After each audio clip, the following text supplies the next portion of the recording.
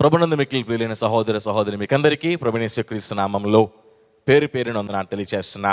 గత వారం నుండి ఈ వారం దాకా మనల్ని మన కుటుంబాలని తన సజీవ రెక్కల చాటున భద్రపరిచిన దేవునికి మన హృదయపూర్వక స్తుతులు చెల్లించే బుద్ధులమే ఉన్నాం. దేవుని నామమున స్తోత్రం కలిగిన గాక. హల్లెలూయా. ఉదయకాల సమయంలో మరి ఆదివారంలో కొడుకుపెట్టిన మనం ప్రార్థనతో ఈ ఆదివారం కార్యక్రమాన్ని ప్రారంభించుకుందాం. కుటుంబాలుగా కలిసి దేవుని నామ గణపరచడానికి సిద్ధపడవలసిందిగా మీ ప్రేమతో మనం చేస్తున్నాను. ప్రార్థన. దయగల యేసయ్య, మీ నామానికి స్తోత్రాలు చెల్లిస్తున్నాం తండ్రి. గత వారం నుండి ఈ వారం దాకా మమ్మల్ని మా కుటుంబాలని మీ సజీవ రెక్కల చాటున భద్రపరుచుకొని కాచి కాపాడి మీరు చేసిన ప్రతి మేలుకై నీకు స్తోత్రాలు చెల్లిస్తున్నామయ్యా. మరొక వారం ప్రారంభపు రోజున ఈ ఉదయకాల సమయంలో మేమందరం కలిసి మా కుటుంబాలతో మీ నామాన్ని గణపరుస్తూ ఉండగా మా స్తుతులు మీరు స్వీకరించండి, మా స్తోత్రాలు అంగీకరించండి. నీ వాక్యం మేము ధ్యానం చేస్తూ ఉన్నప్పుడు నీ మాటలు మేము అర్థం చేసుకోగలగడానికి, మాకు అర్థం కాగలగటానికి మీరు సహాయం చేయని పదవిపడుతున్నాం యేసయ్యా. అయ్యా, ఈ యొక్క సర్వీస్ మా కుటుంబాలకు దీవెనకరమ కాగలుగులాగున మీరు మేలు చేయని పదవిపడుతూ మమ్మల్ని దర్శించి మా కుటుంబాలు బలపరచని అడుగుతూ మీకే మహిమ ఘనత ప్రభావంలో అర్పిస్తూ యేసు నామమున ప్రార్థించి పొంది ఉన్నాం పరమ తండ్రి. ఆమేన్.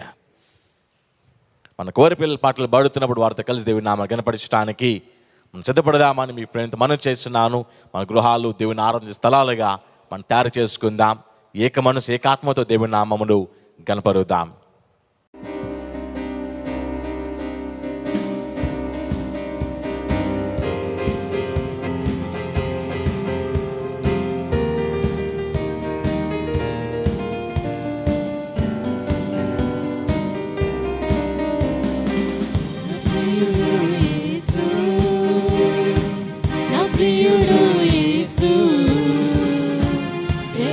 సిలువలో ప్రాణమే బలి చేసెనిరా నా ప్రియుడు యేసు,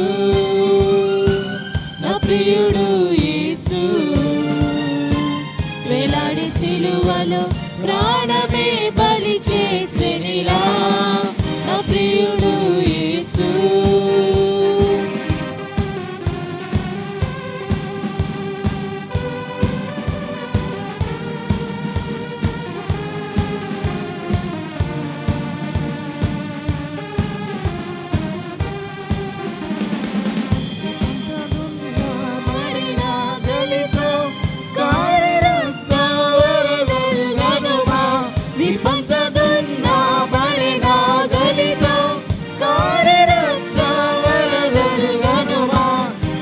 రక్తంలో రక్షణ, క్రీస్తు రక్తంలో స్వస్థత, యేసు రక్తంలో రక్షణ, క్రీస్తు రక్తంలో స్వస్థత. నాకై మరణించి తిరిగి లేచే సజీవునిగా నా ప్రియుడు యేసు, నా ప్రియుడు యేసు. వేలాడి సిలువలో ప్రాణమే బలి చేసెనిరా నా ప్రియుడు యేసు.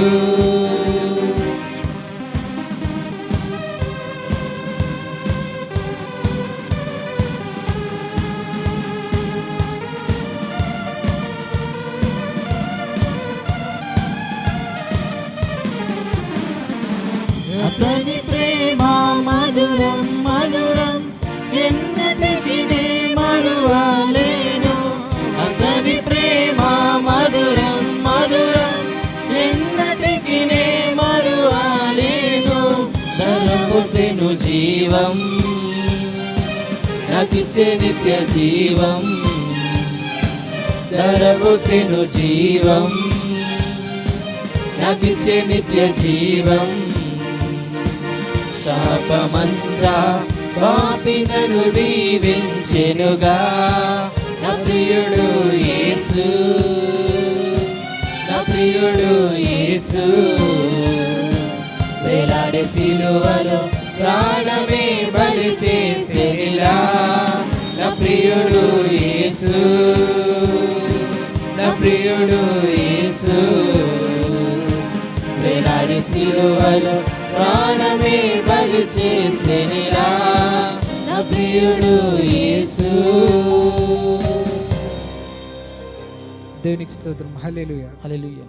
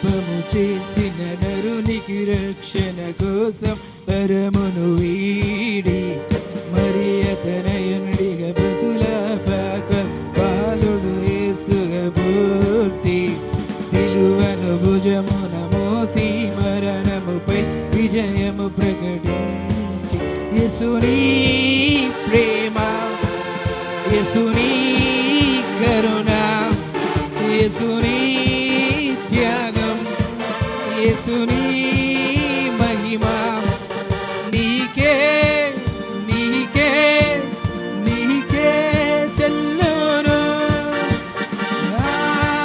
హల్లెలూయా హల్లెలూయా హల్లెలూయా హల్లెలూయా హల్లెలూయా హల్లెలూయా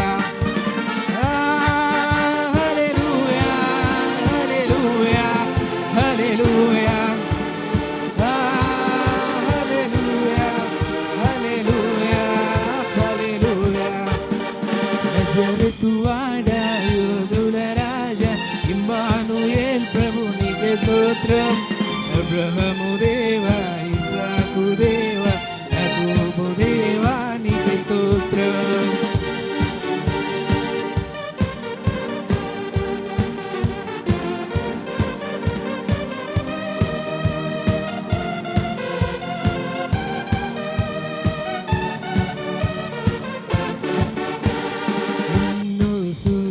క్రియలు నాకై చేసి శిష్యులను పిలచి సర్వసత్యమును నడుపగని ఆత్మమాపై పంపి రెండవ రాకడ నమ్మిన వారబడి ఆకర్షణకు యేసుని ప్రేమ, యేసుని మహిమ, యేసుని త్యాగం, యేసుని కరుణ నీకే నీకే నీకే చెల్లును.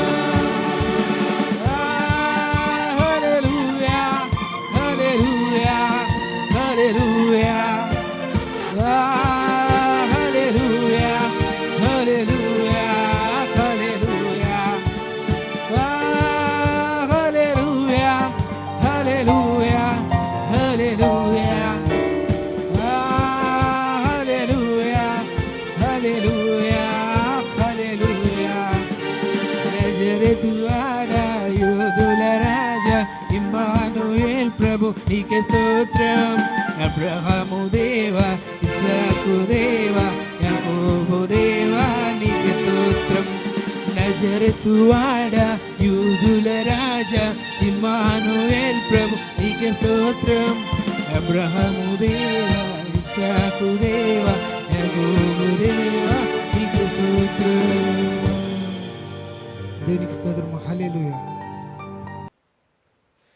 ఇంతవరకు పాటలు పాడి దేవుని నామ గణపరిచిన మీ అందరినీ ప్రేమతో అభినందిస్తూ నా నిజంగా మందిరాల్లో మనం కలుసుకోలేకపోయినప్పటికీ మన గృహాలలో దేవుని నామాన్ని స్తుతించడం, దేవుని నామాన్ని గణపరచడం, కుటుంబం అంతా కలిసి దేవుని నామాన్ని ఆరాధించడం నిజంగా మనం సంతోషించడానికి దేవునికి ఇచ్చిన అవకాశంగా మనం భావిద్దామని మీ ప్రేమతో తెలియచేస్తా ఉన్నా.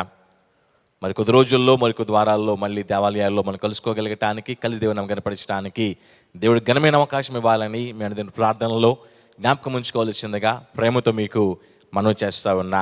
ఈ సమయంలో ఇంతవరకు పాటలు దేవుని నామం కనపరిచిన మనము దీని వాక్యం వెళ్ళబోయే ముందు చిన్న ప్రార్థన చేసుకొని దీని వాక్యం నడిపించబడదామని ప్రేమతో తెలియచేస్తున్నాను. తలలోంచుదాం, ప్రార్థన చేసుకుందాం. దయగల యేసయ్యా, మీ నామానికి స్తోత్రాలయ్యా. మేమందరం మా గృహాలలో మా కుటుంబాలతో కలిసి మీ నామమును గణపరిచి సమయంలో నీ వాక్యం కొరకు సిద్ధపడుతూ ఉండగా నీ మాటలు మేము వింటూ ఉన్నప్పుడు నీ మాటలు మాకు అర్థం కాగలగడానికి వినగలిగే చెవులు మీరు మాకు అందించండి. వినడం మాత్రమే కాకుండా గ్రహించే హృదయాన్ని మీరు మాకు అందించండి. గ్రహించడం మాత్రమే కాకుండా మా దినచర్యలో ఈ వాక్యాన్ని ఆచరణలో పెట్టడానికి తగిన ఆలోచనని మీరు మాకు కలుగుచిన పడుతున్నాను తండ్రి. నేను గొప్పవాడిని కాదు, కానీ నీ సేవకుడు నన్ను మీ సెలుతో మరుగు చేసుకొని నీ పిల్లల మధ్యలో ఒక ప్రయోజనకరమైన పాత్రగా పనిముట్టుగా నడిపించిన పడుతూ మీకే మహిమ ఘనత ప్రభావంలో అర్పిస్తూ మమ్మల్ని అందరినీ పేరు దృష్టించి మీరు దీవించమని అడుగుతూ యేసు నామమున ప్రార్థించి పొంది ఉన్నాం పరమ తండ్రి, ఆమేన్. ఈ సమయంలో నా ప్రియమైన సహోదరుడా, మనం ప్రార్థన చేస్తున్నప్పుడు సాధారణంగా అబ్రహామును దీవించినట్టుగా నన్ను దీవించండి, ఇస్సాకును దీవించినట్టు నన్ను దీవించండి, యాకోబుకి సహాయం చేసినట్టు నాకు సహాయం చేయండి అని చెప్పి ఆయా భక్తుల పేర్లను మనం ఉచ్చరిస్తూ వాళ్ళు ఎలా దీవించబడ్డారో అది మనం దేవుని సందులో ప్రార్థిస్తున్నప్పుడు వాళ్ళు పొందిన మేలుని జ్ఞాపకం చేసుకుంటూ ప్రార్థిస్తూ ఉంటాం. నిజంగా ఇలాంటి ప్రార్థన చేయడము మంచిదో చెడు అని చెప్పట్లేదు, కానీ నిజంగా మనలాంటి ఒక సామాన్యమైన వ్యక్తులు వాళ్ళ వ్యక్తిగత జీవితంలో, కుటుంబ జీవితంలో రకరకాల ఒడిదుడుకులు గుండా మనం వెళ్ళినప్పుడు ఈ రోజున వాళ్ళు మనకి ఒక పాఠంగా, ఒక ఆదర్శంగా నిలబడుతున్నారు అని అంటే ఇన్ని సంవత్సరాలు అయిపోయినా, ఇన్ని వేల సంవత్సరాలు పూర్తి అయిపోయినా సరే ఇంకా ఈ రోజు దాకా వాళ్ళ పేరు ఉచ్చరించి మన ప్రార్థనలో జ్ఞాపకం చేసుకుంటూ వారు దీవించినట్లు నన్ను దీవించండి, ఆ కుటుంబాన్ని దీవించిన కుటుంబాన్ని దీవించండి అని ప్రార్థిస్తున్నామంటే ఆ వ్యక్తులు నిజంగా ఒక మంచి స్థాయిలోనికి దేవుని కృపతో నడిపించబడ అని చెప్పడంలో ఏమాత్రం సందేహం లేదు. అంటే మనలాంటి ఒక కామన్ మ్యాన్, మనలాంటి కామన్ ఫ్యామిలీ దేవుని కృపను బట్టి బైబిల్లో చోటు సంపాదించి ఆ వాళ్ళున్న కాలంలో అనేక మంది కంటే ఒక ఉన్నతమైన స్థితిలో నడిపించబడ్డారు అంటే వాళ్ళలో ఘనంగా ఒక ప్రత్యేకత ఉన్నది. నిజంగా ఆ ప్రత్యేకతలు చూస్తూ వచ్చినప్పుడు, ఆయా భక్తులు మనం పరిశీలన చేస్తూ వచ్చినప్పుడు ఆయా భక్తుల జీవితాల్లో ఉన్న ప్రత్యేకతలని మనం నిజంగా చాలా సందర్భాల్లో ఆయా సేవకులు మనతో మాట్లాడుతున్నప్పుడు మనం గమనిస్తూ వస్తూ ఉంటాం. ఈరోజున అందరి భక్తులను మనం చూడలేము, కానీ బైబిల్లోంచి ఒక భక్తుని మనకి ఇష్టపడుతున్నాం.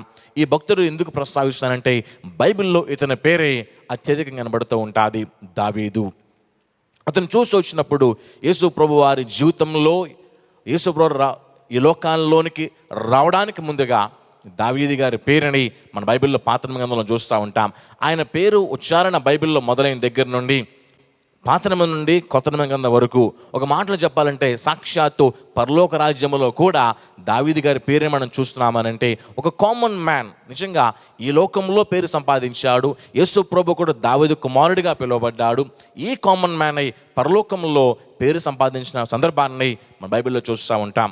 ఇలాంటి ఒక వ్యక్తి గురించి చూస్తూ వచ్చినప్పుడు ఒక మామూలు మనిషి ఇంత గొప్ప స్థాయికి, ఇంత అసాధారణమైన స్థాయికి, పరలోకంలో పేరు సంపాదించిన స్థాయికి ఎలా ఎదగలిగాడు, ఆ స్థాయికి ఎలా రాగలిగాడు అనే విషయాన్ని మనం పరిశీలన చేస్తామంటే దావీదు గారి లైఫ్ స్టోరీ చూస్తామంటే దాని గురించిన ఆ బ్యాక్గ్రౌండ్ చాలా సింపుల్గా ఉంటుంది.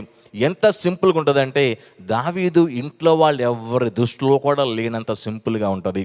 యెషయా అనే తన తండ్రికి 7 కొడుకులు ఉన్నారు.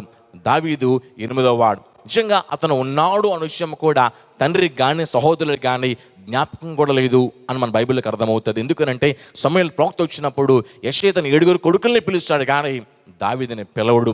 దావీదు ఎక్కడో గొర్రెమేక మందలో అతను కాసుకుంటున్నప్పుడు సమూయేలు నీకు ఎవరైనా ఉన్నారా అంటే తప్ప తండ్రికి కానీ తోడబుట్టిన వారు కానీ కొడుకున్నాడని, దావీదు అనే తమ్ముడున్నాడని ఎవరి జ్ఞాపకం కూడా రాలేదని అంటే దావీదు ఏ స్థితిలో ఉన్నాడో అర్థం చేసుకోవచ్చు.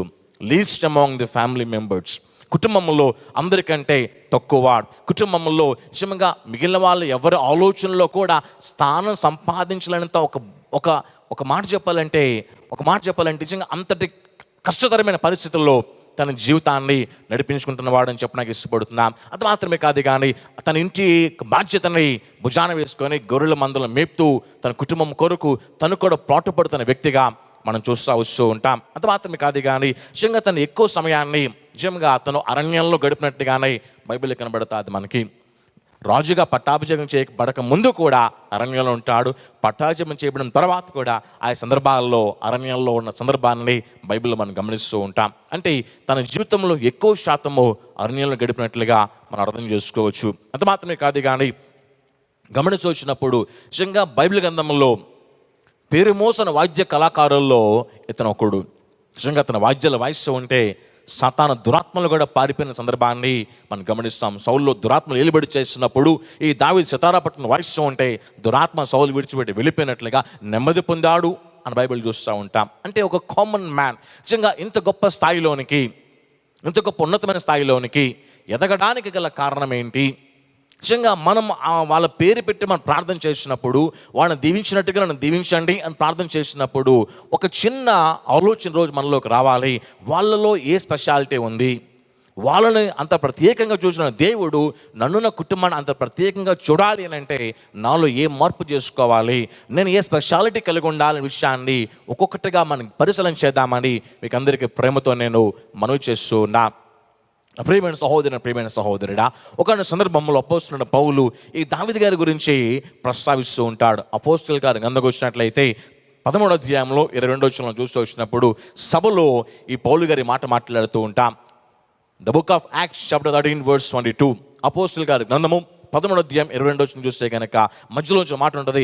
నేను యెష్షయి కుమారుడైన దావీదును కనుగొంటుని, అతడు నా ఇష్టానుసారుడైన మనుష్యుడు, అతడు నా ఉద్దేశం అన్నీ నెరవేర్చును అని చెప్పి అతనిని గూర్చి సాక్ష్యం ఇచ్చను అన్నమాట ఉంటుంది. దావీదు గారికి అపోస్తలుడైన పౌలు గారికి మధ్యలో ఎన్నో వందల సంవత్సరాల గ్యాప్ ఉంది. ఎన్నో జనరేషన్స్ మారిపోయాయి. ఇలాంటి పరిస్థితుల్లో ఇక్కడ పౌలు గారు మాట్లాడుతున్నారు దావీదు గురించి. ఇతను కూడా ఏమంటున్నాడు అంటే, దేవుడు అతని కోసం ఏ సాక్ష్యం చెప్పాడో ఆ సాక్ష్యాన్ని ఈ పౌలు గారి సభ ఎదుట ఆ సాక్ష్యాన్ని జ్ఞాపకం చేస్తూ ఉండా.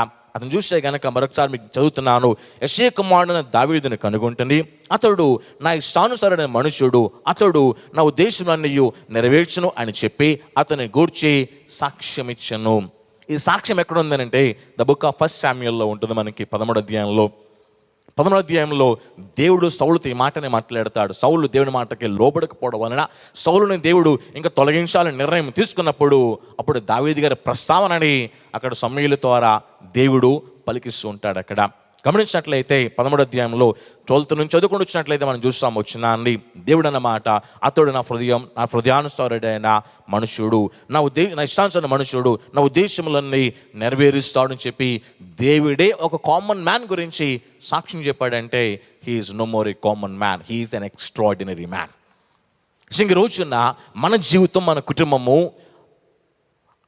ఒక్కొక్క మెట్టు ఎక్కుతూ బలపరచబడాలి అంటే, ఒక్కొక్క మెట్టు ఎక్కుతూ మనం దీవించబడాలంటే, వృద్ధిలోనికి మహావృద్ధిలోనికి నడిపించబడాలనంటే దావీదు గారి పేరు ఉచ్చరిస్తూ ప్రార్థన చేస్తున్న మన జీవితంలో దావీదు గారిని దీవించిన దేవుడు అదే విధంగా మనల్ని కూడా దీవించాలనంటే ఆ వ్యక్తి ఆలోచన, ఆ వ్యక్తి నిర్ణయాలు, ఆ వ్యక్తి ఉద్దేశాలు, ఆ వ్యక్తి ఏ దారి ఎంచుకున్నాడో దాన్ని పరిశీలన చేస్తే ఆ దారిలో మనం వెళితే దావీదుని దీవించిన దేవుడు అదే విధంగా మనల్ని, మన కుటుంబాన్ని తన నామహిమార్థమై దీవించగలడు, దీవిస్తాడని నేను నమ్ముతూ ఉన్నా.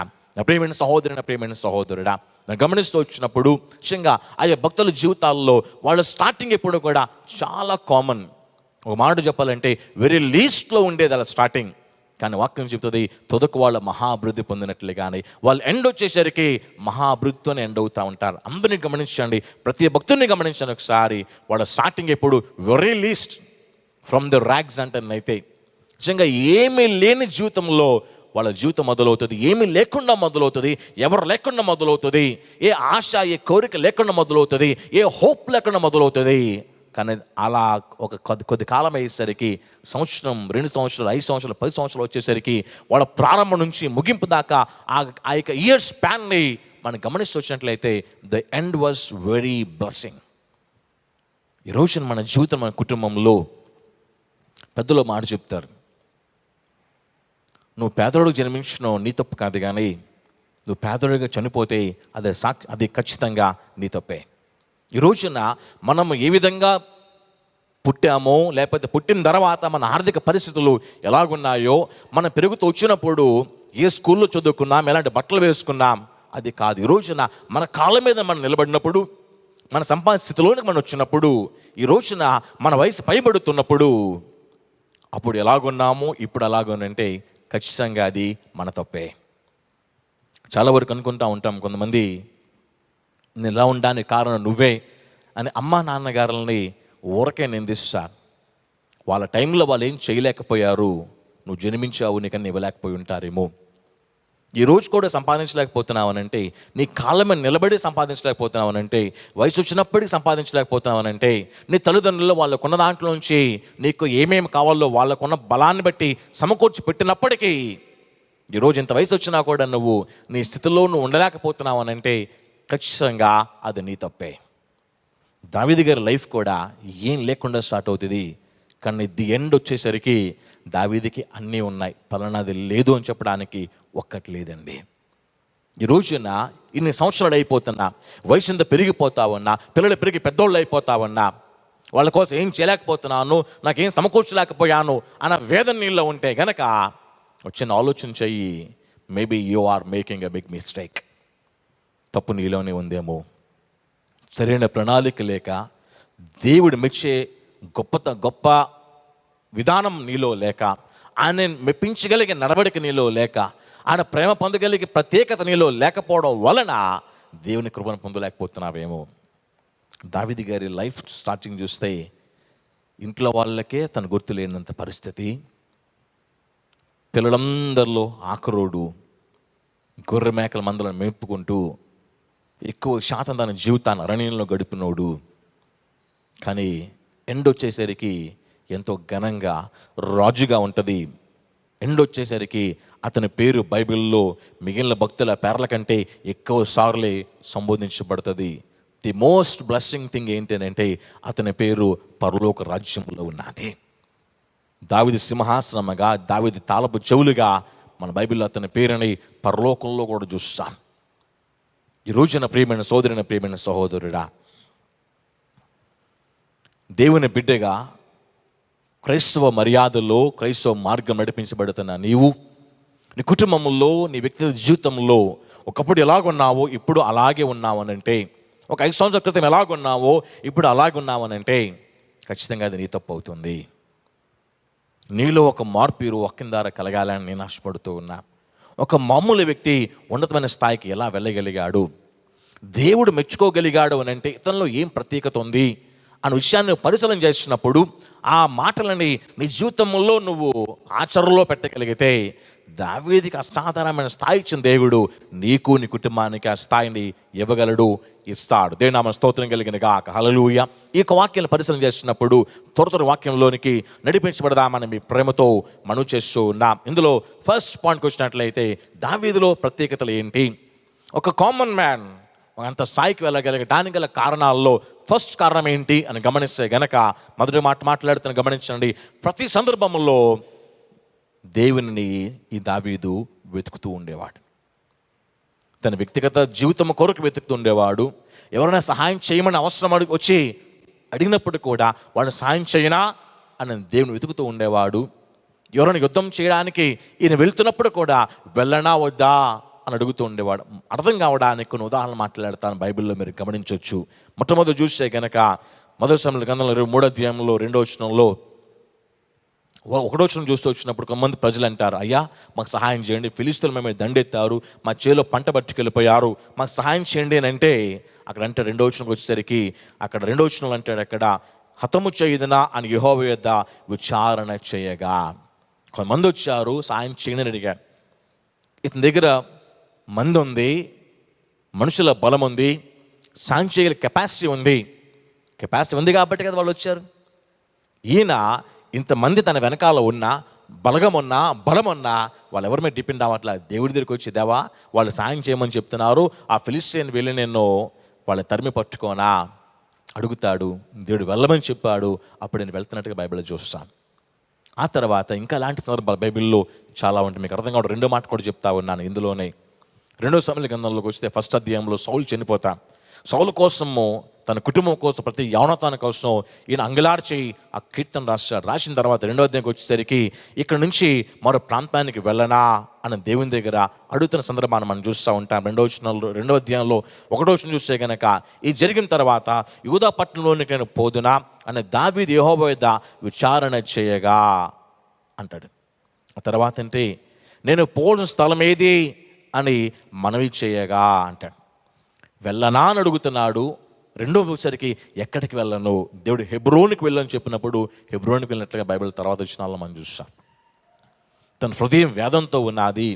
కొద్ది రోజుల ఆ వేదన స్థలంలో బాధపడుతూ తన స్నేహితుడి గురించి, తన స్నేహితుడి నాన్న గురించి వేదన పడుతూ కొద్ది సమయాన్ని, కొద్ది రోజులని గడిపాడు. ఆ తర్వాత అన్నాడు, అయ్యా ఇక్కడి నుంచి మరో చోటుకి వెళ్ళాలనుకుంటున్నానయ్యా, వెళ్ళాలని నాకైతే ఉంది, కానీ నీ చిత్తమే నెరవేర్చండి, నీ చిత్తాన్ని తెలియచేయండి, వెళ్ళాలనుకున్నాను, వెళ్ళనా వద్దా అని చెప్పి దేవుని దగ్గర ఈయన విజ్ఞాపన చేసిన తీరుని ఒక్కసారి ప్రాక్టికల్గా ఆలోచన చేస్తామంటే నిజంగా ఈయన దేవుని ఎంత వెతుకుతున్నాడో అర్థమవుతుంది. దేవుడు వెళ్ళు అని చెప్పినప్పుడు కూడా, దేవా ఏ ప్లేస్కి వెళ్ళాలి, to which place I I suppose to go, ఏ ప్రాంతానికి వెళ్ళాలి అది కూడా చెప్పండి అని చెప్పినప్పుడు దేవుడు చెప్పిన తర్వాత చెప్పిన చోటుకే తను వెళ్ళినట్లుగా మనం గమనిస్తూ ఉన్నాం. అంటే దేవుణ్ణి ఎంత వెతుకుతున్నాడో, తన వ్యక్తిగత పరిస్థితుల కొరకు వెతుకుతున్నాడు. ఎవరి నుంచి సహాయం చేయమని చెప్పినప్పుడు కూడా వెతుకుతూ ఉన్నాడు. ఇంకా అర్థం కావాలన్నట్లయితే గనక మరి 2 మాటల మీద చెప్తా ఉన్నాను. చూస్తే గనక మొదటి సమయంలో 30 అధ్యాయంలోకి వచ్చినప్పుడు ఇక చిన్న స్టోరీ జరుగుతుంది. తనకున్న మనుషులు బలాన్ని పట్టుకొని వెళ్ళి సౌలు దగ్గరికి వెళ్తాడు సాయం చేయడానికి, యుద్ధానికి వెళ్తున్నప్పుడు. ఈ లోపల చిన్న డిస్కషన్ వస్తుంది. దావీదు తన మనుషులని సౌలు గారు పంపించాల్సి వస్తుంది. పంపించేస్తా, క్లుప్తంగా చెప్తున్నా. మళ్ళీ వాళ్ళ శక్తులకు వచ్చేసరికి 3 days పడుతుంది. పట్టేసరికి వాళ్ళు వచ్చేసరికి ఊరంతా కాలిపోయి తగలబడిపోయింది. దావీదు తన ఫ్యామిలీని పోగొట్టుకున్నాడు, తన ఆస్తి పోగొట్టుకున్నాడు. తన వెనకాల ఉన్న 100 మంది తన అనుచరులు వాళ్ళ ఫ్యామిలీస్ ఆస్తులు పోగొట్టుకున్నారు. ఆ టైంలో దావీదు తన అనుచరులు అందరూ కలిసి నిజంగా ఏడవటానికి ఓపికలంత వరకు కూడా ఏడ్చేశారు. ఏడ్చిన తర్వాత దావీదు అంటాడు, ఎఫోద్ తీసుకురండి, ప్రార్థన చేసుకుంటాను దేవుని దగ్గర. విపరీతమైన లాస్. చంపడానికి దావీదు అనుచరులు రెడీ అయిపోయారు. రెడీ అయిపోయిన తర్వాత ఆ సందర్భంలో అతను అంటున్న మాట, ఎఫోద్ తీసుకురండి, నేను ప్రార్థన చేస్తాను. ఎఫోద్ తీసుకుని ప్రార్థన చేస్తానని 30 అధ్యాయంలో 8వ వచనంకి వచ్చినట్లయితే ఆ మాట మనం చూస్తాం. అంత గ్రేట్ లాస్లో తన ప్రాణాపాయానికి వచ్చినప్పుడు కూడా దావీదు దేవుణ్ణి వెతుకుతా ఉన్నాడు. దేవుని వెతుకుతున్న సందర్భాన్ని బైబిల్లో స్పష్టంగా చూస్తా ఉన్నా. ప్రియమైన సహోదరుని, ప్రియమైన సహోదరుడా, ఈరోజు నిజంగా మనము దేవుణ్ణి వెతకలేకపోతున్నామేమో. దేవుని వెతకండి, ఆయన సన్నిధి నిత్యము వెతకని చెప్పిన మాటని మన జీవితంలో నెరవేర్చలేకపోతున్నామేమో. కాబట్టి దేవుడితో మన కుటుంబాల విషయంలో, మన కుటుంబాల కార్యం చేయడం విషయంలో ఆయన ఆలోచన చేస్తున్నాడేమో. దేవుణ్ణి వెతికేవాడుగా దావీదున్నాడు. వ్యక్తిగతంగా వెతుకుతున్నాడు, కుటుంబం కొరకు వెతుకుతున్నాడు, అవసరం సహాయం చేయడం కొరకు వెతుకుతున్నాడు. తన లైఫ్ అంతా స్టడీ చేయండి ఒకసారి. దేవుణ్ణి వెతికే నిర్ణయం తీసుకుంటాడు, దేవుని దగ్గరికి వెళ్ళి నిర్ణయం తీసుకుంటాడు. అయితే ఎఫోద్ తీసుకుని ప్రార్థన చేయడం, లేదా యాజకుడు రమ్మని చెప్పి యాజకుడికి వెళ్ళి ప్రార్థన చేయించుకొని దేవుని చిత్తం తెలియచెప్పండి అడగడం, లేదు దేవుడు మాట్లాడే వరకు నేను ప్రార్థనలో గడిపి అప్పుడు అడుగులు వేసినట్లుగానే ఇలాగే చూస్తాం దావీదు లైఫ్ని. అంటే he was very eager to see God in all times. ప్రతి సందర్భంలో దేవుని వెతికే మనస్తత్వం ఇతనిలో కనబడుతుంది. ఈరోజున ప్రియమైన సోదరుని, ప్రియమైన సహోదరుడా, దేవుని వెతకడానికి నువ్వు సిద్ధపడుతున్నావా? దావీదు గురించి ఇంకో మాట చెప్తాను నేను ఈ ఫస్ట్ పాయింట్లోని. 34వ కీర్తనలో అబీమెలెకు దగ్గర దావీదు వెర్రివాడు ప్రవర్తించిన తర్వాత, దావీదు వెర్రోడైపోయాడని చెప్పి అబీమెలెకు తోలేసిన తర్వాత ఈ 34వ కీర్తన రాసినప్పుడు ఈ 34వ కీర్తన ఒక మంచి మాట చాలా బాగుంటుంది. మీ బైబిల్ ఓపెన్ చేసినట్లయితే 34వ కీర్తనలో 4వ వచనం కొద్దాం ఒకసారి. Psalm number 34 verse 4. 34వ కీర్తన 4వ వచనం చూసినట్లయితే కనుక చూద్దాం ఒకసారి. 34వ కీర్తన 4వ వచనం. నేను యెహోవా విచారణ చేయగా ఆయన నాకు ఉత్తరము ఇచ్చాను. డెత్ కళ్ళ ముందు ఉంది. శత్రువు చంపడానికి ఎన్నో సంవత్సరాలు ఎదురు చూస్తున్నాడు. ఆ శత్రువు చేతికి ఇతను దొరికిపోయాడు. సపోర్ట్ చేయడానికి, తన తరపు యుద్ధం చేయడానికి ఎవరు, he was all the way alone. ఆ టైంలో యెహోవా వద్ద విచారణ చేయగా దేవుణ్ణి ఎలా వెతుకుతున్నాడు చూడండి ఒకసారి. ప్రాణం మీదకి వచ్చినప్పుడు వెతుకుతున్నాడు, కుటుంబాన్ని పోగొట్టుకున్నప్పుడు వెతుకుతున్నాడు, ఆస్తి పోగొట్టినప్పుడు వెతుకుతున్నాడు, ప్రజలు వచ్చి సహాయం చేయమని అడిగినప్పుడు వెతుకుతున్నాడు, తన స్నేహితుని నాన్నగారిని పోగొట్టుకున్నప్పుడు వెతుకుతున్నాడు. ప్రతి సందర్భంలో దావీదు గురించి ఒక కామన్ పాయింట్ ఉంటుంది, దేవుణ్ణి వెతకడమే. ప్రతి సందర్భంలో దేవుని వెతకడమే చేసే పని. ఈరోజు నా దేవుణ్ణి వెతకలేకపోతున్నామేమో. దేవుని వెతలేకపోతున్న కారణాన్ని బట్టి నీ జీవితం, నీ కుటుంబం, నీ పిల్లల పరిస్థితి, భవిష్యత్తు ప్రశాంతకమైపోతుందేమో. యెహోవాను వెతుకుడి.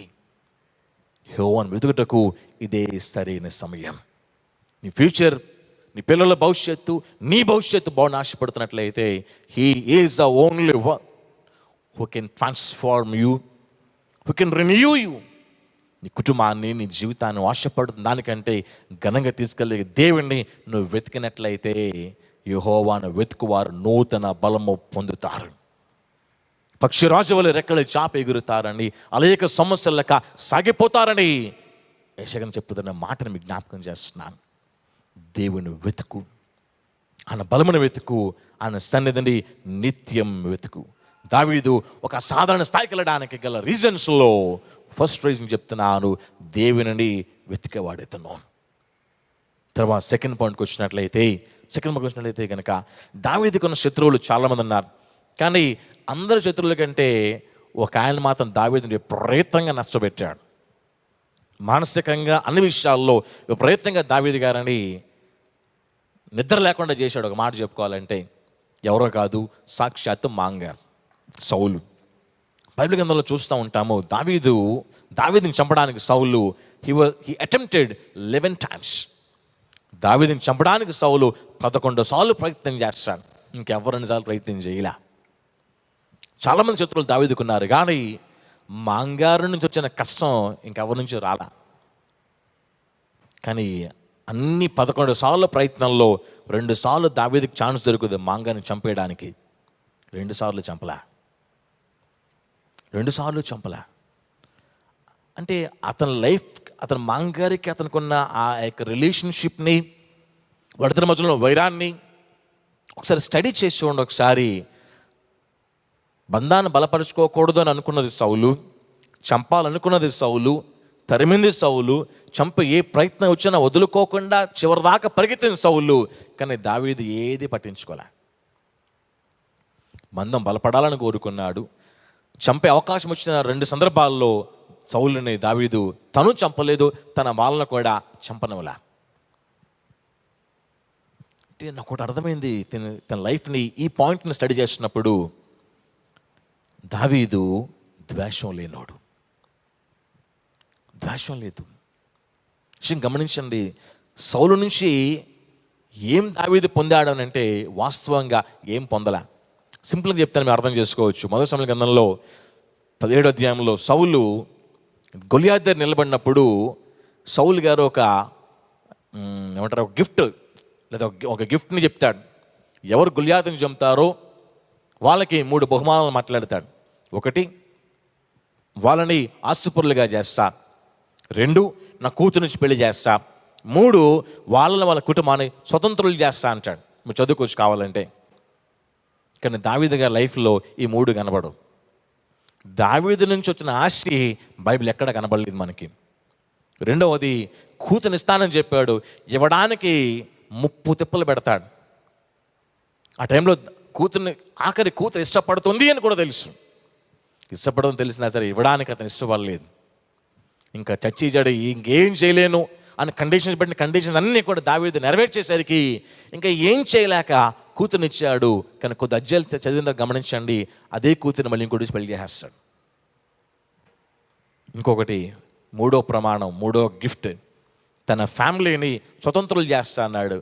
దావీదుని చంపడానికి 11 సార్లు వెనకాల పరిగెత్తాడు. స్వతంత్రం చేయలే. చచ్చిపోతే బాగుండి ఆశపడ్డాడు, చంపేస్తే బాగుండని అతను చావు కొరకు అతను అహర్నిశల ప్రయత్నం చేసి కష్టపడ్డాడు. అంత దారుణంగా అతను ప్రవర్తించినప్పటికీ దావీదు సౌలు మీద ఎక్కడ ద్వేషాన్ని పెట్టుకోలే. ద్వేషం లేనివాడు అంతగా తన మాంగారి శత్రువైపోయినా సరే మాంగారు నెట్టి పరిస్థితుల్లో ఎక్కడో కూడా చంపే ప్రయత్నం కానీ చంపే ఆలోచన కానీ ఎక్కడ చేయలే. ఇతను పారిపోతున్నాడు కానీ ఎప్పుడు కూడా తరంలా, ప్రతిసారి పారిపోవడమే. ఎక్కడ తరమే శక్తి అతనికి ఉంది, తిరగబడే శక్తి అతనికి ఉంది, అయినా సరే ఏం చేయలే. అంత మాత్రమే కాదు, నిజంగా సౌలు గారి యొక్క మరణం చూస్తూ వచ్చినప్పుడు, అంటే దేవుని చిత్తంలో ఉంది కాబట్టి మనం మాట్లాడకూడదు, కానీ నేను అనుకుంటాను దావీదు ఆ ప్లేస్లో ఉండుంటే సౌలు చనిపోకపోనేమో అనుకుంటాను. కారణం ఏంటంటే తనలో ఏ ద్వేషం లేదు. తన స్నేహితుడు, తన మాంగారు యుద్ధంలో ఓడిపోతున్నారని దావీదు తెలియదు కాబట్టి వాళ్ళు చనిపోయిన తర్వాత తెలుస్తుంది. 2వ సమూయేలు కింద 1వ అధ్యాయంలో, 1 సమూయేలు లాస్ట్ అధ్యాయంలో చనిపోతాడు. తనకు అనిపిస్తుంది సౌలు దగ్గర దావీదు అంటే తన ప్రాణం అడ్డుపెట్టి తన మాంగాన్ని కాపాడుకొని ఉండేవాడేమో, తన ప్రాణం అడ్డుపెట్టి తన బాల్య స్నేహితుడిని కాపాడుకొని ఉండేవాడేమో. అంటే ఎందుకంటే his heart is clear, he has no grudge. మనసులో ద్వేషం లేదండి. తన మనస్సు స్వచ్ఛంగా ఉంది, తన మనస్సు నిర్మలంగా ఉంది. ఎందుకంటే దేవుడు అంటాడు, నువ్వు పైవేషం చూస్తున్నావు కానీ నేను హృదయాన్ని చూస్తున్నా అంటాడు. దావీదు అభిషేకించినప్పుడు సమూయేలు ప్రవక్తతో దావీదు హృదయం ఎలాగుందనంటే ద్వేషము లేనిదిగా ఉంటుంది. ద్వేషం లేనిది ఉన్నది కాబట్టి, స్వచ్ఛంగా ఉంది కాబట్టి, నిర్మలంగా ఉంది కాబట్టి, ఆ స్వచ్ఛమైన హృదయం దేవుడు అంటాడు నా హృదయానుసారుడు. అంటే he's heart is equal to my heart. అంటే నా హృదయం ఎంత స్వచ్ఛంగా ఉందో, ఎంత నిర్మలంగా ఉందో, ఎంత క్షమించే మనసు కలిగి నేనున్నానో, ఈ దావీదు కూడా నాకులాగే ఉన్నాడు అని దేవుడే సాక్ష్యం చెప్పాడు. Just imagine how clear and pure David's heart is. ఈ రోజున దావీదు గారి పేరు ఉచ్చరించి అతను దీవించడం చెప్తున్నప్పుడు ఒక చిన్న ప్రశ్న వేసుకుందాం. ఆ దావీదు గారికి ఉన్న మనస్సుని నేను కలిగి ఉన్నానా? His heart is equal to God's heart. దేవుని మనసుతో సరి సమానమైన మనసు కలిగి ఉన్నాడు. ఈరోజు మనం ప్రార్థిస్తూ ఉన్నాము, ఇంకా ద్వేషం మన గుండెలోంచి పోవట్లా. క్షమించే మనసు కలిగి ఉండాలని వాక్యం బోధిస్తున్నప్పుడు క్షమించే మనస్సు మనలో ఉండడం లేదు. ఈ రోజున మనకు శత్రువు ఆడెప్పుడు చస్తాడో, ఆడెప్పుడు కాలం చేస్తాడో, వాడి ఫ్యామిలీ ఎప్పుడు రోడ్డుని పడిపోతాం అని రాత్రింబగల్లో ఎదురు చూస్తూ ఉన్నాం. ఆ మనస్సు మనకు కలిగి ఉండి దేవుని దీవెన పొందాలంటే I can tell you one thing, plain and smooth and clear, it will never happen. దావీదు ఒక కామన్ మ్యాన్ దీవించబడ్డాడంటే his heart is so pure. ఎంత ప్యూరో తెలుసా? ఒక చిన్న మాట చెప్తాను. 2 సమూయేలు గ్రంథంలో 1వ అధ్యాయంలోకి వచ్చేసరికి సౌలు తన పిల్లలు యుద్ధంలో చనిపోయారని చెప్పడానికి ఒక వ్యక్తి వస్తాడు. వాడు ఒంటి నిండా దెబ్బలే ఉంటాయి, మాసిపోయిన బట్టలతో వస్తాడు, యుద్ధ భూమిలోంచి వస్తాడు. ఏమైందో దావీదుకు అర్థం కాదు. అతను పిలిచి కూర్చోబెట్టి ఏమైందని అన్నప్పుడు అప్పుడు చెప్తాడు యుద్ధం స్టోరీ. మాట్లాడిన తర్వాత అప్పుడు అంటాడు ఏం జరిగిందని చెప్పి మొత్తం స్టోరీని తెలుసుకుంటాడు. తెలిసిన తర్వాత చెప్పేవాడు నా అంటాను పొరపాటున మాట అనేసాడు, సౌలు గారని నేను చంపేశానండి అని. అతను గాయపడ్డాడు, చచ్చిపోయే పరిస్థితికి వచ్చాడు, నన్ను చంపమని చెప్పాడు. నేను చంపేస్తానని చెప్తే అభిషిక్తుని చంపేస్తామని చెప్పి చంపినోడిని దావీదు చంపేస్తాడు. ఎంత స్వచ్ఛమైన మనసు చూడండి ఒకసారి. ఇతను చంపలేదు, చంపినోడు ముందుకు వచ్చి నేను చంపానని చెప్తే ఏం మనలా క్షమాపణ లేదు, ఏం లేదు, చంపేస్తాడు. మీకు చూడడానికి కావాలంటే మీరు చూసుకోవచ్చు. 2వ సమూయేలు గ్రంథంలో 1వ అధ్యాయంలో 14-15 వచనాల్లో మనం చూస్తాం.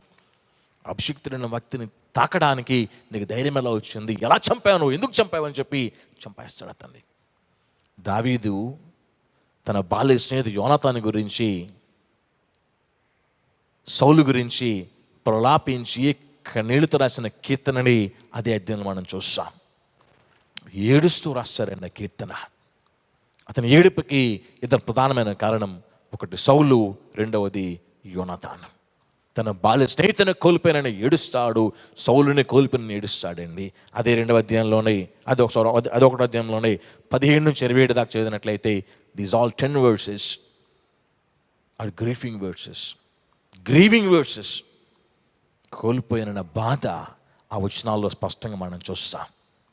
ఆ తర్వాత దావీదు సెటిల్ అయిపోయిన తర్వాత సౌలుకి తన కుటుంబానికి ఏమైనా చేయాలి, అతని పిల్లల్లో ఎవరైనా ఒక్కలైనా మిగిలినారా అని చెప్పి వెతకటానికి మనుషులు పంపిస్తే ఆ మనుషులు వర్తమానం తెస్తాడు. అయ్యా యోనాతాను కొడుకున్నాడు, ఆ కొడుకు పేరు మెఫీబోషెతు, అతనికి 2 కాళ్ళు లేవు, ఆ కుంటి కాళ్ళు గలవాడు ఒకడు ఉన్నాడు మాకు తెలిసిందని అంటే దావీదు కబురు పెట్టి అతను తెప్పించిన అంతఃపురానికి.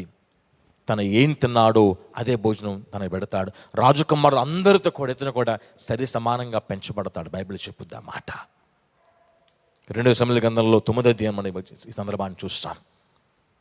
ఎంత ప్రేమ ఉందనంటే తన వంశంలో ఈ మెఫీబోషెతు ఈ దావీదు గారికి ఎక్కడా పనిచేయడు. Because he was already ill, he's already sick. తనకు ఉపయోగపడడు అని తెలిసినా కూడా కూర్చోబెడతారు. రాజకుమారులతో సమాన వారసత్వాన్ని ఇచ్చినట్లుగా, రాజకుమారులతో ఒక స్థాయి హోదాని ఇచ్చినట్లుగా మా బైబిల్లో చూస్తాం. చనిపోయేంత వరకు కూడా రాజకుమారులు ఒక్కడిగానే పిలువబడ్డాడండి. ఎంత ప్యూర్ హార్ట్ అండి దావీద్ది, ఎంత ప్యూర్గా ఉందండి అతని ప్రవర్తన. ఈ రోజున ప్రియమైన సహోదరుడా, you and me should have that pure clean heart which God himself likes. దేవుడే మెచ్చుకోగలిగే, దేవుడే మనం హృదయాన్ని చూసి మనల్ని మెచ్చుకోగలిగే అంతటి స్వచ్ఛమైన మనస్సుని మనం కూడా కలిగి ఉండాలని దేవుని సౌకర్యంగా ప్రేమతో మాట్లాడుతున్నా. నీ హృదయంలో ద్వేషం అంటే, నీ హృదయంలో క్షమించే తత్వం లేకపోతే మనం అడిగేది దేవుడు ఇవ్వలేడు. Because God sees our heart. దేవుడు మన హృదయ యంత్రంగాలని పరిశీలన చేస్తాడు. హృదయంలో ఏమైనా దేవునికి ఇష్టం లేని ద్వేషం, మనకి ఇష్టమైన క్షమించిన తత్వం మనలో ఉంటే అది తీసేసుకుంటే తప్ప దేవుని ఆశీర్వాదానికి మన వారసులము కాలేం. దావీదు దేవుని హృదయముతో పోటీ పడ్డాడండి. మన హృదయము దేవుని హృదయముతో పోటీ పడినప్పుడు, ఆయన లాంటి హృదయాన్ని మనం కలిగి ఉన్నప్పుడు ఇంకా మనని వెనక్కి తెలిసే అవసరం దేవుడు మనకి ఎప్పటికీ రానివ్వడు. సో దావీదులాగా ద్వేషం లేని వానిగా, క్షమించే మనసు కలిగిన వారముగా నడిపించబడదామండి. మనం తయారు చేసుకుందామని ప్రేమతో ఈ మాటను తెలియజేస్తున్నాను. కొంచెం త్వరగా వాక్యాన్ని ముందు తీసుకెళ్దామని నష్టపడుతూ ఉన్నా. ఒక సందర్భంలో దావీదుకు తెలియదు తన పాపం చేసినట్టు.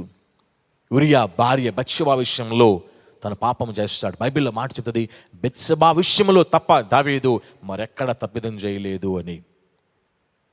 తప్పిదం చేయలేదు అని అంతలాంటి క్లీన్ లైఫ్ని దావీదు లీడ్ చేశాడు. ఈ బత్షెబా విషయానికి వచ్చినప్పుడు, తన పాపం చేసినప్పుడు నాతాను ప్రవక్త వచ్చి నువ్వు పాపం చేస్తావని ఖండించినప్పుడు వెంటనే పాపం ఒప్పుకున్నాడండి. 51వ కీర్తన చదివితే అర్థమవుతుంది. తను పడుతున్న పశ్చాత్తాపపు మాటలని ఆ కీర్తనలో మనం స్పష్టంగా చూస్తాం. ఆ పాపాల క్షమాపణ కొరకు దావీదు దేవుని దగ్గర కన్నీరు కాచిన సందర్భాన్ని గ్రంథంలో మనం చూస్తాం. సమూయేలు గ్రంథంలో తప్పు అని దేవుడు తెలియచేసినప్పుడు తన పాపాలని ఒప్పుకునే మనస్సు దావీదు కలిగి ఉన్నాడు. ఈ రోజున వాక్యం మన ప్రవర్తనతో మన కంపేర్ చేసుకున్నప్పుడు ఇది మంచిదే కాదు అని బైబిల్ చెప్తున్నప్పుడు, ఈ తప్పు అని బైబిల్ చెప్తున్నప్పుడు సరిదిద్దుకునే మనస్సు మనలో ఉందా? సరిదిద్దుకోవడానికి మనం ఇష్టపడుతున్నామా లేదా రెటమతంగా ఉంటున్నామా? దావీదు సరిదిద్దుకోవడానికి ఇష్టపడ్డాడండి. ఇష్టపడ్డాడు కాబట్టి యేసు ప్రభు దావీదు గారి వంశంలోంచి ఈ లోకంలోకి రాగలిగాడు. దేవునామన స్తోత్రం కలిగిన కాక హల్లెలూయా. నిజంగా పాపాలు ఒప్పుకునే మనస్తత్వం ఉంది అతనికి. సరిదిద్దుకోవడానికి ఇష్టపడ్డాడండి ఆయన. ఈరోజు నా ప్రియమైన సోదరుని, ప్రియమైన సహోదరుడా, నీలో దేవునికి ఇష్టం లేని క్రియలు, నీ మనస్సు ఆయనకి ఇష్టమైనట్టుగా ఉన్నది అని బైబిల్లోంచి నీకు అర్థమవుతూ ఉంటే సరిదిద్దుకోవడానికి నువ్వు సిద్ధపడితే ముగియబడిన తలుపులని నీ దేవుడు తెరవబోతున్నాడు. ఆగిపోయిన ఆశీర్వాదాలకి ఆయన దగ్గరికి రావడానికి అడ్డుగోడలని పడగొట్టబోతున్నాడు. The change should come from you. ఆ మార్పు నీలోంచి రావాలి. దేవుడు మెచ్చే మనసు నీలో పుట్టాలి. స్థిరమైన మనసు నూతనముగా నీలో పుట్టినప్పుడే దేవుడు నీ పట్ల, ఆయన కుటుంబం పట్ల అనుకున్న ప్రణాళికని ఖచ్చితంగా, ఘనంగా, ఉన్నతముగా ఆయన నెరవేరుస్తాడు. తర్వాత ఫోర్త్ పాయింట్కి వచ్చినట్లయితే నిజంగా దావీదు దేవుని సన్నిధిని అమితంగా ఇష్టపడేవాడండి. మందిరం గురించి, మందిరం కట్టాలని అతను పడ్డ తాపత్రయాన్ని బైబిల్లో చూస్తాం. మందిరం కట్టడానికి అతను సమకూర్చిన ఆ యొక్క సంపదని బైబిల్లో చూస్తాం. బంగారాన్ని, వెండిని, ఎన్నో విలువైన వాటిని మందిరం కొరకు తను కష్టపడి అన్ని సమకూర్చి పెట్టుకొని మందిర నిర్మాణానికి అప్పగించిన మట్టిగా బైబిల్లో మనం చూస్తామే. దేవుని సన్నిధి అంటే ఎంత ప్రేమ ఉందో, దేవుని సన్నిధి అంటే ఎంత తపన ఉందో బైబిల్లో మనం చూస్తాం. నేను పరంజవేసిన ఇంట్లో ఉన్నాను. దేవుని సన్నిధి నిజంగా నాకున్న స్థితిలో ఇది లేకుండా అయిపోయింది. గుడారాల చాటులో ఉండిపోయింది మందస్సం అని చెప్పి, ఆ మందస్సం గురించి అతను ప్రవక్తతో పలికిన మాటలని బైబిల్లో చూస్తామంటే దావీదు దేవుని సన్నిధిని ఎంత ఇష్టపడుతున్నాడో అర్థం చేసుకోవచ్చు. ఈరోజు ఆలోచించుద్దాం ఒకసారి. నువ్వు వెళ్తున్న దేవుని సన్నిధి నిజంగా ఏ విధంగా ఉంది? నిజంగా మన ఇల్లులు చాలా బాగుంటాయి, కానీ దేవాలయాలు ఇంకా పూరి పాకల్లో, రేక్ షెడ్యూల్లో ఉంటాయి. అంటే మన ఇంటి మీద ఉన్న ప్రేమ, ఇంటి కొరకు మనం పడుతున్న తపన మనం దేవుని సన్నిధి మీద చూపించలేకపోతున్నాం కాబట్టి దేవుని సన్నిధిలో ఉండిపోయింది. దేవుని సన్నిధి కాదు కానీ నీ జీవితంలో నువ్వు ఇలా ఉండిపోతావేమో, అది ఆలోచన చేయి. నేను పరంజవేసిన ఇంట్లో ఉన్నాను, కానీ మందిరము తెరల చాటున ఉండిపోయింది. నేను మందిరం కట్టాలి అని దావీదు తన లైఫ్లో అదొక గోల్గా పెట్టుకుని పరిగెత్తాడండి. దేవుని సన్నిధిని అమితంగా ఇష్టపడ్డాడు, ఆయన సన్నిధిని అమితంగా ఇష్టపడ్డాడు. కాబట్టి దేవుడు దావీదుని తన సన్నిధిలోకి తీసుకెళ్ళిపోయాడు. దేవుని నామం స్తోత్రం కలిగిన గాక. రైట్ కదా. ఇప్పుడు దావీదు గారి పేరు దేవుని సన్నిధిలో వినబడుతుంది పరలోక రాజ్యములో. ఆయన పేరున ఆస్తిపాస్తులను దేవుడు సమకూర్చిపెట్టాడు. Because when he was living in the earth, భూమి మీద బతుకుతున్నప్పుడు దేవుని సన్నిధి అంటే ఇతనిలో తృష్ణ, తపన, తాపత్రయం బైబిల్లో స్పష్టంగా చూస్తాం. You should love your church. నువ్వు నీ దేవుని సన్నిధిని, నీ దేవుని మందిరాన్ని నువ్వు ప్రేమించగలగాలి. నీ దేవుని మందిరంలో నేను ఉండాలి అన్న తపన నీలో రావాలి. దేవుని మందిరానికి నిన్న ఫ్యామిలీకి వెళ్ళి ప్రార్థించాలి అన్న తాపత్రయం నీలో కలగాలి. ఆయా సందర్భాల్లో కీర్తనలు అంటాడు, నేను నా కొరకు నీతి గుమ్మాలని తీయండి అని మాట్లాడతాడు. అంటే దాని అర్థం చూడండి, ఇంకా మందిరపు దేవాలయ తలుపులు తెరవకుండా ఉండగానే ఈయన వెళ్ళడానికి ఇష్టపడుతున్నాడు. ఐఎమ్ కమింగ్, చాలా ముందు వస్తున్నాను నేను, నా కొరకు గుమ్మాలు తెరవండి, నా కొరకు గుమ్మాలు తెరవండి. ఈ రోజున దేవుని సన్నిధి అంటే ఎలాగైపోతుంది అని అంటే, మాటలు అయిపోయిన తర్వాత వచ్చేవాళ్ళు కొద్దిమంది, వాక్యం మొదలైపోయిన తర్వాత వచ్చేవాళ్ళు కొద్దిమంది, వాక్యం చివరిలో వచ్చేవాళ్ళు కొద్దిమంది, ముగింపు ప్రార్థనకు వచ్చేవాళ్ళు కూడా ఇంకొద్దిమంది. Until and unless you have the zeal for your church, God will not have zeal for you. నీకు దేవుని మందిరం పట్ల ఆ తృష్ణ, తపన, తాపత్రయము లేనంతకాలము దేవుడు నీ గురించి ఆలోచన చేయలేడు. నీలో దేవుని మందిరానికి వెళ్ళాలని తృష్ణ ఉండాలి, తపన ఉండాలి, తాపత్రయం ఉండాలి, ప్రార్థించాలి, దేవుని సందులో దేవుని వెతకాలి, ఆయన సందులో ఆయన మాట్లాడే మాటలని ముందుగా నేను గ్రహించాలి, నేను తెలుసుకోవాలి, నేను స్వీకరించాలి అన్న తపన నీలో ఉన్నప్పుడే దేవుడు నిన్ను తన రాజ్యంలో చేర్చుకోవడం వరకైనా, ఈ లోకంలో ఉన్నంతకాలము ఏమైనా సమకూర్చం దాకైనా సరే ఆయన చేయగలడు, ఆయన చేస్తాడు. దేవుని సన్నిధి అంటే నిజంగా అమితమైన ప్రేమ ఉంది దావీదుకి. This is 4th point. ఇంకా పరిశీలన చేస్తూ ముందుకెళ్తే దావీదు గారి విశ్వాసం బలమైందండి. He has strong faith. ఎంత బలమైందంటే ఒక ఎగ్జాంపుల్ మాట్లాడతాను మీతో. 3వ కీర్తనలో కొడుకు అబ్షలోము దావీదు చెప్పడానికి ప్రయత్నం చేసినప్పుడు, ఈ దావీదు కొడుకుని చంపే అవకాశం ఉన్న చంపకూడదని ఆ కొడుకు మీద ప్రేమ మమకారంతో రాజ్యాన్ని, తన సమస్తాన్ని వదిలిపెట్టి రాళ్ళ వెంబడి పడి వెళ్ళిపోయినప్పుడు 3వ కీర్తన రాశాను. రాత్రి పగలు నిద్ర లేదు, ఆహారం లేదు, ఎప్పుడు వస్తాడో తెలియదు, ఎప్పుడు చంపేస్తాడో తెలియదు, బిక్కుమంటూ భయంగా బతుకుతున్నప్పుడు రాసిన కీర్తన ఈ 3వ కీర్తన. ఇందులో నిజంగా ఎక్కడ కూడా భయపడుతున్నట్టే కానీ, అవిశ్వాసంగా కానీ ఎక్కడ మనకు కనపడదండి. నా తల ఎత్తువాడవుగా ఉన్నావని అంటాడు. పండుగ నిద్రపోయి మేలుకొంటాను, 10,000 మంది వచ్చిన మీదకి వచ్చి మోహరించను, నేను భయపడను అని మాట్లాడతాను. శత్రువుని దొడవికి మీద కొట్టివాడవు నువ్వే, దుష్టుల పళ్ళు విరగొట్టివాడవు నువ్వే. ఆ వచనాలు చదువుతూ ఉంటే దావీదు గారి విశ్వాసం ఎంత స్ట్రాంగ్గా ఉందో, ఎంత బలంగా ఉందో, ఎంత లోతుగా ఉందో అక్కడ అర్థమైపోతుంది. అన్ని యుద్ధాల్లో గెలుపొందడానికి గల కారణాల్లో మరో కారణం ఏంటో తెలుసా? దావీదు గారి అన్షేకెన్ ఫెయిత్, అచంచలమైన విశ్వాసం, కదలింపబడలేని విశ్వాసం తన జీవితంలో మేలు పొందడానికి కారణమండి. ఎలాంటి శత్రువునా సరే ఈయన భయపడేవాడు కాదు. He has faith. ఈరోజున ప్రియమైన సోదరుని, ప్రియమైన సహోదరుడా, నీలో విశ్వాసము నీ ముందున్న పర్వతాలు అంటే ఎలాంటి సమస్యలైనా సరే తొలగిస్తుంది. నీలో విశ్వాసం లేకపోతే ప్రతి చిన్న సమస్య పర్వతంగా మారిపోతుంది. You and me should have faith for Christ who has died for you and for me. మన కొరకు ప్రాణమే పడ్డానికి ఆలోచన చేయని దేవునిపై నీకు నాకు విశ్వాసము ఉండి తీరాలి. దావీదు విశ్వాసం అంత బలంగా ఉంటుందండి. గొలియాతు నిలబడినప్పుడు అదే మాట మాట్లాడు, దేవుడు నన్ను సింహం దగ్గర నుండి, ఎలుబంటి దగ్గర నుంచి నన్ను కాపాడాడు, వీడి నుంచి కూడా నన్ను కాపాడతాడు.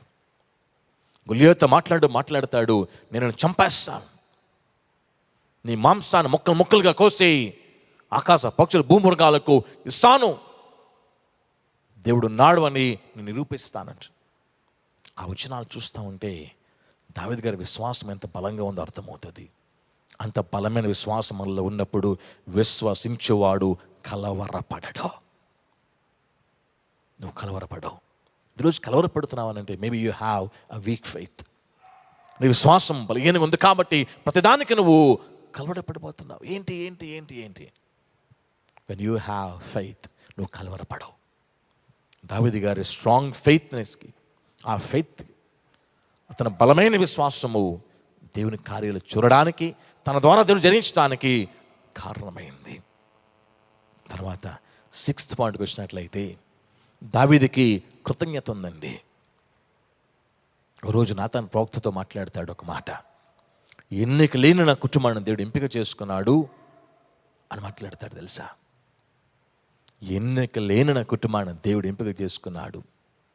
ఈరోజున మన కృతజ్ఞతను పోగొట్టుకుంటున్నామేమో, కృతజ్ఞతను కోల్పోతున్నామేమో, ఎక్కడ వాళ్ళం ఎక్కడ దాకా వచ్చామని మర్చిపోతున్నామేమో, దేవుడు ఏ విధంగా సహాయం చేసే విషయాన్ని మర్చిపోతున్నామేమో, ఏ విధంగా మేలు చేసే విషయాన్ని మర్చిపోతున్నామేమో, చౌదాకు వెళ్ళే మనల్ని ఏ విధంగా కాపాడాడో మర్చిపోతున్నామేమో. ఎన్నో సందర్భాలు మన కుటుంబంలో మన అతలాకుతలం చేసినప్పుడు ఆయన ఎలా సహాయం చేసి సమకూర్చిపెట్టాడో మర్చిపోతున్నామేమో. మేలు చేసే దేవుడిని మేలు పొందేంతో గుర్తుపెట్టుకున్నాము. మేలు పొందిన తర్వాత కృతజ్ఞత అనేది మన కళలో కనబడట్లా, కృతజ్ఞత అనేది మన మాటల్లో కనబడట్లా. ఈ రోజున ఆ విధంగా మనం ఉంటే గనక దావీదు గారిని చూసి నేర్చుకుందాం. He has a thankful heart అని అంటాడు. 103వ కీర్తనకు వచ్చినట్లయితే, నా ప్రాణం యెహోవాను సన్నతించుము అని మాట్లాడుతూ ఆయన చేసిన ఉపకారములలో దేనిని మరువద్దు. థ్యాంక్ఫుల్ హార్ట్, ఆయన చేసే ఉపకారంలో దేన్ని మర్చిపోవద్దు ప్రాణమా అని మాట్లాడుతున్నాడు. మనం మర్చిపోతున్నామేమో, కృతజ్ఞత లేని వారమగా, దేవుని నామాన్ని గనపరచలేని వారమగా మనం మిగిలిపోతున్నామేమో. యేసు ప్రభు 10 మంది కుష్ఠరోగులను బాగు చేసినప్పుడు ఒక్కడే వచ్చాడండి. వాడొక్కడే కృతజ్ఞత ఉంది. మిగిలిన 9 దగ్గరికి మేలు పొందారు కానీ కృతజ్ఞత లేకుండా వాళ్ళ దారిలో వాళ్ళు వెళ్ళిపోయారు, మర్చిపోయారు.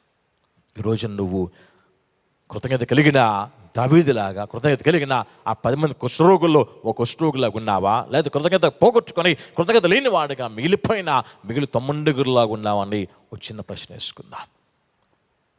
వి షుడ్ రిమెంబర్ అవర్ పాస్ట్. ఎక్కడున్నామో, ఎక్కడి నుంచి ఎక్కడి దాకా రాగలిగామో, దేవుడు ఎలా మేలు చేశాడో మనకు గుర్తుండాలి. మన జీవిత ప్రయాణంలో మనం సాయం చేసిన వాళ్ళు మనకి గుర్తుండాలి. ఈరోజు సమాజం ఎలాగైపోతుందంటే చెయ్యంది ఇచ్చిన మర్చిపోతున్నాం, అన్నం పెట్టినోడిని మర్చిపోతున్నాం, మాట సాయం చేసి ధైర్యం నూరు పోసినోడిని మర్చిపోతున్నాం. అటు దేవుడు గుర్తుండట్లేదు, సాయం చేసిన వ్యక్తి గుర్తుండట్లా. You should not be like that. మేలు చేసిన దేవుడు మనకు గుర్తుండాలి. కష్టంలో ఉన్నప్పుడు మన చుట్టూ ఎవరు వచ్చి సాయం చేశారో వాళ్ళు మనకు గుర్తుండాలి. ఈ రోజున మన లైఫ్ అలాగే డిగ్రేడ్ అయిపోతుంది అని అంటే సాయం చేసినా మర్చిపోతున్నాము, కానీ ఒక స్థితికి వచ్చిన తర్వాత మన వెనకాల ఉండి మనం జేజేలు పలికలు వెనకాల తిరుగుతున్నాం.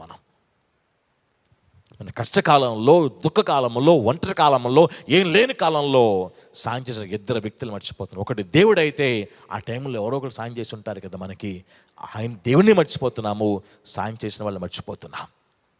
కృతజ్ఞత మనస్సు మనకు ఉండాలి. దావీదు కథ ఉంది, దావీదు కథ ఉంది. ఆయన చేసిన ఉపకారంలో దేనిని మర్చిపోవద్దు అని ఉపకారాలు జ్ఞాపకం చేసుకుంటూ దేవుని నామం గనపరిచిన సందర్భాలని బైబిల్లో, కీర్తనల్లో ఎన్నో కీర్తనలు మనం చూస్తూ ఉంటాం. కృతజ్ఞత కీర్తన అని ఉంటుంది వాటికి పేరు. ఈరోజున కృతజ్ఞత లేనివాడుగా ఉన్నావేమో, కాబట్టి మేలు మర్చిపోతున్నావు. కాబట్టి 2వ మేలు పొందడానికి, దేవుడు నీకు మేలు చేయడానికి, ఆయన ఇష్టపడకపోవడానికి నువ్వు కారణం అవుతున్నావేమో పరిశీలన చేసుకోవాల్సిందిగా ప్రభుతో మాట్లాడుతున్నాను. Last and the final point, దావీదు లైఫ్లో చూసినట్లయితే కనుక ప్రార్థనాపరుడండి. ప్రార్థనాపరుడు. సాయంకాలం, మధ్యాహ్నము, ఉదయం టైంతో సంబంధం లేదండి. వేకువనే లేచి ప్రార్థన చేస్తాను. బైబిల్ వచ్చిన చూస్తాం. ధ్యానిస్తూ మొర్ర పెడతాను, ప్రతి రాత్రి మేలుకుంటాను, వేకువనే లేస్తాను. 1 కాదు 2 కాదండి. అతని ప్రార్థన జీవిత కాలాన్ని, అతని ప్రార్థన వచనాలని బైబిల్ చూస్తామంటే we can clearly tell one thing, he was a prayerful man. ప్రార్థనాపరుడు. ఈరోజున మనం మన వ్యక్తిగత పనుల గురించి, మనకున్న ఉద్యోగ వ్యాపారాల గురించి ప్రార్థనని మానేస్తున్నాం. దావీదు తన రాజ్యరికంలో ఉండి రాజ్య పరిపాలన చేస్తూ ఉండి తన ఫ్యామిలీని చూసుకుంటూ ఉండి రాజ్యంలో ఏమేమి కావాలో అవన్నీ చూసుకుంటూ ఉండి రాజ్యం మీదకి ఏ చేతితో రాకుండా ఉన్నాడో ఏ చేతితో వస్తున్నాడో అవన్నీ పరిశీలన చేస్తూ ఉండి he has time to pray. ఇన్ని బాధ్యతల్లో ప్రార్థించడాన్ని అతను ఎప్పుడు మర్చిపోలా. ధ్యానిస్తూ ముర్రపెడతా, నేను వేకునే లేస్తా, రాత్రి జాములో ధ్యానిస్తున్నప్పుడు కొవ్వు మెదడు దొరికినట్టుగా నా హృదయం ఆనందిస్తుంది. ఒకటి కాదు, రెండు కాదండి, ఎన్నో విషయాలు ఉంటాయి మనకి బైబిల్లో. అతను ప్రార్థన సందర్భాలని బైబిల్లో చూస్తాం. వ్యక్తిగత ప్రార్థనలో ఉంటాడు, మందిరానికి పోయి ప్రార్థించినట్టుగా బైబిల్లో చూస్తూ ఉంటాం. కొత్తగా అర్పణ అర్పించు ఆయన మందిరానికి వెళ్ళి ఆ వచనాలు రాసిన మాటలను బైబిల్లో దేవుడు మన కొరకు సాక్ష్యంగా పెట్టాడు. He was a prayerful man. What about you? ఈ ప్రార్థన పరుడిగా ఉంటున్నావా? We have time for everything. అన్నిటి కొరకు ప్రార్థన ఉంది. బట్ వన్ క్వశ్చన్, ప్రార్థించడానికి టైం ఉందా? అన్నిటికీ టైం ఉంది మన దగ్గర. పర్సనల్ పని చేసుకోవడానికి టైం ఉంది, ఫ్యామిలీ కొరకు టైం ఉంది, అన్నిటికీ టైం ఉంది. ఉద్యోగం, వ్యాపారం, చుట్టాలు, బంధువులు, స్నేహితులు అన్నీ. Even we have time to reply our messages in the phones కదా. We tell one thing, time లేదు. ఎప్పుడైతే టైం లేదు అన్న మాటను మానేస్తావో అప్పుడే దేవుడు నీ కోసం టైం పెట్టుకుంటాడు. Just remember it. నువ్వు టైం లేదు అంటున్నంత కాలము, ఆ మాట అన్నంత కాలము దేవుడు ఆశీర్వాదం నీకు నువ్వే అడ్డు పెట్టుకుంటున్నావు. గుర్తుపెట్టుకో, నీ దగ్గర ఎప్పుడైతే సమయం ఉంటుందో, ఆయనతో మాట్లాడే సమయం ఉంటుందో, ఆయన నీతో మాట్లాడటానికి then he will shift his time to you. తన సమయాన్ని నీ కొరకు ప్రత్యేకపరుచుకుంటాడండి. దేవుని దగ్గర రండి, అప్పుడు ఆయన మీదకు వచ్చును. Until and unless you go to God, he will not come to you. ఆయన వెతకండి అన్నాడు, వెతుకు వారికి ఆయన దొరుకుతాడు అన్నాడు. అంటే నువ్వు వెతకనంత వరకు ఆయన ప్రత్యక్షం కాలేడు. ఈరోజు నా ప్రేమైన సోదరుని, ప్రేమైన సహోదరుడా, ఈ విధంగా మన జీవితం, మన నడవడిక, మన పద్ధతి, మన క్రైస్తవ్యం వెళ్తుందో అని ఒక చిన్న ప్రశ్న వేసుకుందాం. ఈ భక్తులు పేర్లు చదివి ప్రార్థన చేయడం తప్పు అని చెప్పట్లేదు, కానీ వాళ్ళని దేవుడు దీవించారంటే వాళ్ళలో ప్రత్యేకతలు బైబిల్లో కోకొల్లలుగా ఉన్నాయి. ప్రతి భక్తుల గురించి పరిశీలన చేయండి. మిగిలిన వాళ్ళకన్నా ప్రత్యేకంగా ఉన్నారు కాబట్టి దేవుడు వాళ్ళు ఇష్టపడ్డారు. ఈరోజు దేవుడిని ఇష్టపడి నీ కుటుంబం పట్ల మేలు చేయడానికి నీలో ప్రత్యేకతలు ఏమున్నాయి, ఎన్నున్నాయని పరిశీలన చేసుకోవాల్సిందిగా ప్రేమతో మాట్లాడుతున్నారు. మనకున్న ఈ టైంలో 7 మాటలు మీతో మాట్లాడాను. జస్ట్ రిమైండ్ చేస్తున్నాను, మీకు ఒకసారి గుర్తు చేసుకోండి, నోట్ చేసుకోండి ఈ మాటలని. దావీదులాగా నేను మారాలి, ఆయన వ్యక్తిత్వంలోకి నేను రావాలి, ఆయనకిలాగా నేను బతకాలి, ఆయన దీవెన పొందడానికి ఏ విధంగా తను ప్రిపేర్ చేసుకున్నాడో ఆ విధంగా నేను నన్ను సిద్ధపరుచుకోవాలని మీరు తెలుసుకోవడానికి ఈ మాటలు మళ్ళీ మీకు జ్ఞాపకం చేస్తున్నాం. ఫస్ట్ సేయింగ్, ప్రతి సందర్భంలో దేవుని వెతికేవాడు. సెకండ్ పాయింట్, ద్వేషం లేనోడు. థర్డ్ పాయింట్, పాపాలు ఒప్పుకొనే మనసు కలిగినోడు. ఫోర్త్ పాయింట్, దేవుని సన్నిధిని ప్రేమించేవాడు. ఫిఫ్త్ పాయింట్, బలమైన విశ్వాసం కలిగినోడు. సిక్స్త్ పాయింట్, కృతజ్ఞత కలిగేవాడు. Seventh point, ప్రార్థనాపరుడు. నేను అనుకుంటాను, నేను ఆశపడుతున్నాను, ఈ మాటలు మీరు ధ్యానం చేసినప్పుడు దేవుడు మీకు ఇంకా అనేక విషయాలను బయలుపరచాలని నేను కోరుకుంటున్నాను మనస్ఫూర్తిగా. I got 7 points. ఈ మాటలు నువ్వు చదువుతున్నప్పుడు నా ప్రేమైన సోదరుడు, దేవుడు నిన్ను ఇంకా తన ఆత్మతో నింపి, ఇంకా వాక్యపు జ్ఞానాన్ని నీకు ఇచ్చి, వాక్యపు లోతులోనికి నడిపించి, ఇంకా అనేకమైన విషయాలను దేవుడు నీకు తెలిసేయాలని ఆశపడుతున్నాను. దావీదు లైవ్ స్టడీ చేసినప్పుడు ఐ గాట్ 7. ఇంకా అనేక విషయాలు నువ్వు తెలుసుకోవాలి, ఇంకా అనేక విషయాలు నువ్వు నీ లైఫ్ చేంజ్ అవ్వడానికి, ట్రాన్స్ఫార్మ్ కావడానికి నువ్వు తెలుసుకోవాలని ప్రేమతో మనస్ఫూర్తిని కోరుకుంటున్నాను. స్టార్ట్ రీడింగ్ ఏ బైబిల్. దావీదు లైఫ్ స్టోరీ అండి, నువ్వు స్టడీ చేయి. అతను ప్రత్యేకతలు ఏమున్నాయని నువ్వు గమనించి నీ లైఫ్ ఎలా ట్రాన్స్ఫార్మ్ అవుతుందో దావీదు గారిని పరిశీలన చేసినప్పుడు ఆ జీవితము నీ లైఫ్లోనికి ఎంటర్ చేసుకొని అతనిలాగా నడుచుకుంటూ వెళ్తున్నప్పుడు నీ లైఫ్ను దేవుడు ఏ విధంగా నిలబెడుతున్నాడో, ఏ విధంగా ఒక్కొక్క మెట్టు ఎక్కిస్తున్నాడో, ఏ విధంగా కార్యాలు చేస్తున్నాడో అవన్నీ నీ జీవితం అనుభవించాలని నేను మనస్ఫూర్తి కోరుకుంటున్నాను. ప్రేమైన సహోదరుని, ప్రేమైన సహోదరుడా, ఈ మెసేజ్ టైటిల్ పెట్టాను, లెసన్స్ ఫ్రమ్ డేవిడ్స్ లైఫ్. దావీదు గారి జీవితంలోంచి మనం నేర్చుకోదగిన పాఠాలండి ఇవి. దావీదు గారు మనలాంటి వాడే. He has family, he has all the pains. ఎత్తుపల్లాలు తన లైఫ్లో చాలా ఉన్నాయి. చావు బతుకుల మధ్యలో ఎన్నోసార్లు ఇతను కుట్టుమిట్టాడాడండి. But still his life is an exemplary life for all of us until this day. ఈ రోజు దాకా అతని లైఫ్, అతని జీవితం మన మాదిరికరంగా ఉంది. ఈరోజు ఆ లైఫ్లోనికి నువ్వు వెళ్ళి అతను లాగా నడుచుకొని నీ లైఫ్ అనేకలు మాదిరికరంగా నువ్వు తయారు చేసుకోవాలండి.